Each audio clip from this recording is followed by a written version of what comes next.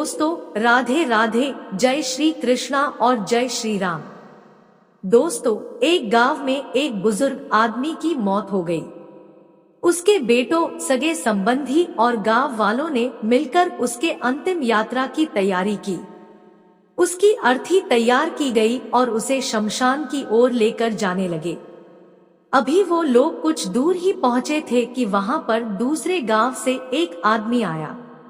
उसने उस अर्थी को लेकर जा रहे 4 आदमियों में से एक का पैर पकड़कर उसे रोक लिया और सबसे कहने लगा कि ये आदमी जो मर चुका है, इसने मुझसे 20 लाख रुपए उधार लिए थे और जब तक मुझे पैसे वापस नहीं मिल जाते, मैं इसकी अर्थी को आगे नहीं जाने दूंगा।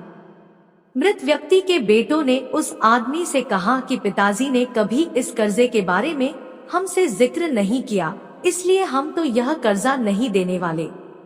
जब बेटों ने ही मना कर दिया तो उस मृत व्यक्ति के भाइयों ने भी कहा कि जब बेटे ही मना कर रहे हैं तो हम भी इस कर्जे की जिम्मेदारी नहीं लेने वाले हैं। शमशान यात्रा में शामिल कोई भी आदमी पैसे देने के लिए राजी नहीं हुआ। उस आदमी ने अर्थी को आगे भी नहीं जाने दिया। इस घटना की खबर घरों की महिलाओं तक भी पहुंच गई और सभी महिलाएं भी वहां एकत्रित हो गई।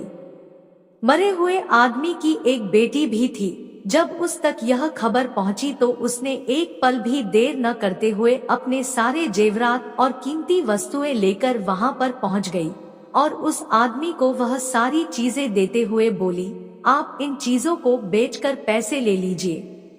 अगर कुछ कम पड़ेंगे तो वह भी मैं आपको धीरे धीरे लौटा दूंगी, लेकिन मेरे पिताजी की यात्रा को मत रोकिए। इस घटना को देखकर सारे गांव वाले दंग थे। तभी वह आदमी जो कर्जे की मांग कर रहा था वह बोला, दरअसल मुझे 20 लाख रुपए लेने नहीं थे, बल्कि मैंने इस आदमी से कभी उधार लिए थे जो मैं आज लौटाने आया था। लेकिन मुझे पता नहीं था कि इनका असली हकदार कौन है, इसलिए मैंने यह सारा नाटक रचाया था। अब मैं जान चुका हूँ कि मरे हुए आदमी का सच्चा हितैषी ना उसके बेटे हैं, ना उसका भाई है, बल्कि उसकी बेटी ही है। इसलिए मैं यह सारे पैसे उसके हवाले करता हूँ और अपने कर्जे से मुक्त होता हूँ।